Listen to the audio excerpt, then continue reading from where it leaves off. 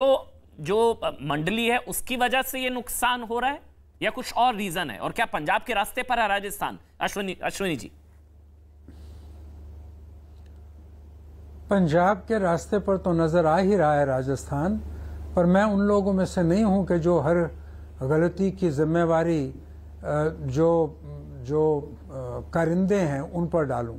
ये फैसले कौन ले रहा है, कहां हो रहे हैं, ये सभी को पता है जी। जो प्रत्यक्ष है उसको प्रमाण की जरूरत नहीं, और मैं कभी व्यक्ति विशेष पर टिप्पणी नहीं करता। पर जिसको थोड़ा भी कांग्रेस पार्टी की राजनीति के बारे में मालूम है या देश की राजनीति को समझने की कोशिश कर रहे हैं, वो जानते हैं कि कांग्रेस को कौन चला रहा है। ये जिनका जिक्र जनरल सेक्रेटरी वगैरह का आता है, इन बेचारों का तो काम इतना ही है कि हुक्म की तामील करें, हुक्म देने वाले और हैं। तो गलती अगर हुई है या जजमेंट में कोई लैप्स हुआ है तो इन बेचारों की क्या औकात है कि ये इतने बड़े फैसले कर लें। इनका काम तो हुक्म की तामील करना है। तो जिन्होंने हुक्म दिए उनसे ये सवाल पूछा जा सकता है कि क्यों कर इतनी भूल हुई। जो चीज प्रत्यक्ष नजर आ रही थी कि इसका अंजाम ये होने वाला है, उस चीज पर आगे बढ़ते हुए उस प्रक्रिया को आगे ले जाते हुए अगर आज कांग्रेस पार्टी राजस्थान में खड्डे में गिर रही है तो इसकी जिम्मेवारी किसकी है ये सभी जानते हैं, और ये आने वाले समय में और प्रत्यक्ष हो जाएगा। मगर आज जो बड़ा सवाल देश के सामने ये है कि कांग्रेस पार्टी क्या अब भविष्य क्या है। राजस्थान और छत्तीसगढ़ दो ही ऐसे प्रांत थे जिनमें सरकारें कांग्रेस की हैं और या हैं। अगर राजस्थान इस वक्त डिस्टेबलाइज होता है तो फिर किसी भी नजरिए से आप देखें कांग्रेस पार्टी को बहुत बड़ा झटका लगने वाला है। मैं उम्मीद करता हूं कि अभी भी कांग्रेस अध्यक्षा सबसे बात करके कोई ऐसा रास्ता निकालें कि जो मन मुटाव है वो किसी तरह दूर हो और अशोक गहलोत चीफ मिनिस्टर बने रहें, और सचिन पायलट जी को भी कोई ऐसी जिम्मेवारी दें जहां उनकी बात भी रह जाए और अशोक गहलोत की बात भी रह जाए। ये मुमकिन है, इम्पॉसिबल नहीं है। मगर इसमें कोई शक नहीं कि खटास दोनों तरफ अब इतनी ज्यादा हो गई है कि पहली वाली बात अब नहीं रहेगी। वैसे तो पॉलिटिक्स में सब कुछ मुमकिन है, कहते हैं politics is the art of the possible. कल क्या हो जाए मुझे मालूम नहीं, पर मेरे से अगर आप पूछें तो मैं ये कहूंगा कि सचिन पायलट का कांग्रेस अध्यक्ष बनना ज्यादा आसान है, राजस्थान का मुख्यमंत्री बनने से ज्यादा आसान है। ठीक सर, बहुत बहुत शुक्रिया अश्विनी कुमार जी। सुनील जाखड़ जी, मैं आपसे गुजारिश करूंगा आप रहें सर। बहुत बहुत धन्यवाद सर, आपने समय निकाला न्यूज़ 18 इंडिया के लिए। जाखड़ जी, फिर आपकी बातों से और अश्विनी जी की बातों को सुनकर ये लग रहा है कि कोई अध्यक्ष बनने को तैयार ही नहीं है। आपने कहा घसीट कर अध्यक्ष, कोई सबसे ग्रैंड ओल्ड पार्टी का अध्यक्ष बनने को तैयार नहीं है। उदाहरण दिए जाते हैं, सीताराम केसरी गैर गांधी अध्यक्ष हुए थे, उनकी धोती उतार दी गई थी, क्या उनके साथ व्यवहार हुआ था? कोई पार्टी में दूसरा सीताराम केसरी नहीं बनना चाह रहा, कोई अध्यक्ष बनने को तैयार क्यों नहीं है फिर? और क्या लौट के कांग्रेस फिर परिवार पर ही आएगी? फिर राहुल जी बागडोर संभालेंगे या सोनिया जी? जाखड़ जी। आप बिल्कुल ये सही है साहब। आप हमारे छोटे कस्बे में चले जाइए, प्रधानगी एक ऐसी चीज है, चाहे वो रेडी यूनियन की हो, चाहे वो सब्जी मंडी की हो, हर एक आदमी प्रधान बनना चाहता है। शहर के घंटाघर पे खड़े हो के आप आवाज दे दीजिए प्रधान जी, आधा शहर वापस कहेगा हाँ जी, क्योंकि प्रधान वो बड़ा बनना। और कांग्रेस एक नेशनल पार्टी का प्रधान बनने के लिए आपको घसीट के लाना पड़ रहा है गहलोत साहब को।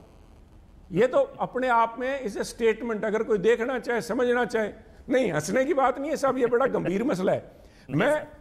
मैं मजा नहीं, मैं वो कहते हैं ना चुटकुले नहीं ले रहा इनके ऊपर, बिकॉज मैं महसूस करता हूं लोकतंत्र के अंदर विपक्ष का होना बड़ा जरूरी है, और विपक्ष इनकी तरफ आज से देख रहा है। मैं शर्तिया गारंटी देता हूं, अगर आज आप नीतीश कुमार जी से या लालू प्रसाद जी से जाके मिलेंगे और बात करेंगे, जो कल सोनिया जी से मिलके आए हैं यहाँ फतेहाबाद आने से पहले, तो वो भी महसूस कर रहे होंगे कि हमें एक आधा दिन इंतजार कर लेना चाहिए था, क्योंकि हम उनको लीडर बनाना चाहते थे इस महागठबंधन का।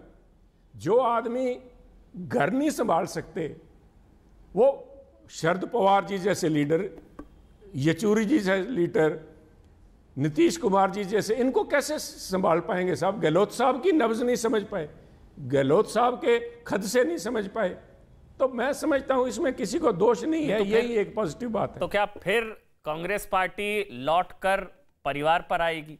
क्योंकि कुछ लोग कह रहे हैं ये जो पूरा बगावत वाला जो ड्रामा है सब कुछ हुआ, ये भी एक तरीके से कांग्रेस पार्टी का दृश्यम था, ताकि अध्यक्ष पद की कुर्सी परिवार में ही रहे, कि देखे हमने कोशिश करी, आंतरिक लोकतंत्र का ये सब किया, कोई अब देखिए क्या हाल हो गया। तो फिर अब जो है, जब एक फेसबुक पर शायद राहुल गांधी ने डाला भी था कि जब नाव फंसती है तो पतवार अपने हाथ में लेनी पड़ती है, तो क्या लौट कर कांग्रेस फिर राहुल पर आएगी, परिवार पर, कांग्रेस मतलब फिर उन्हीं के हाथ में, ये सब होने के बाद आपको लग रहा है? और ये स्क्रिप्ट थी, दृश्यम था, जाखड़ जी?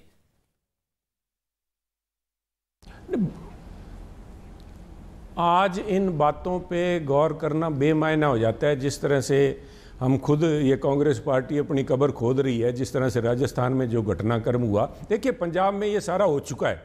आदमी एक दफ़ा कहीं चलता हुआ ठोकर खा जाए किसी पत्थर पे तो उसे अनजाना कहते हैं, भी ध्यान नहीं दिया, पर आप दोबारा जाके उसी पत्थर पे ठोकर खाओ तो लोग क्या कहेंगे आपको।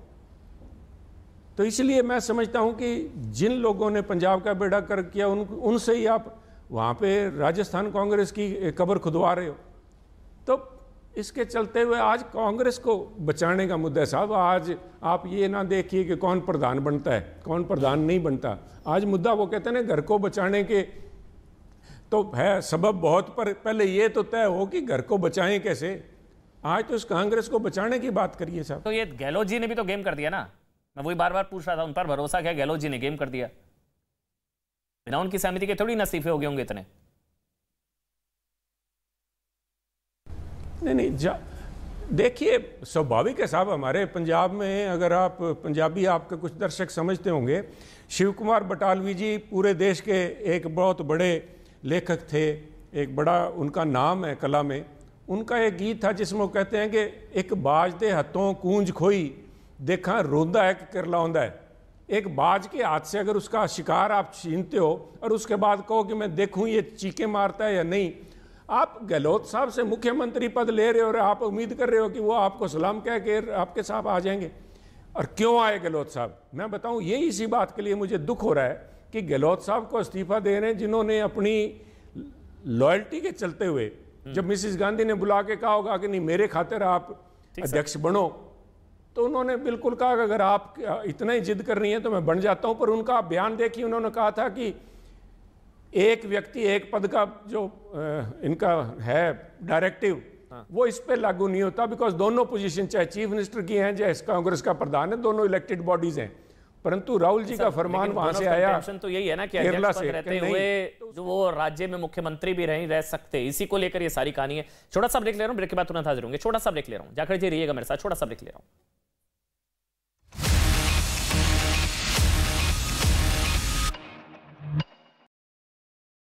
मामले में एक्शन जारी, युवाओं को भड़काने के आरोपी अब्दुल माजिद को एसटीएफ ने लखनऊ से किया गिरफ्तार, कई आपत्तिजनक साहित्य बरामद।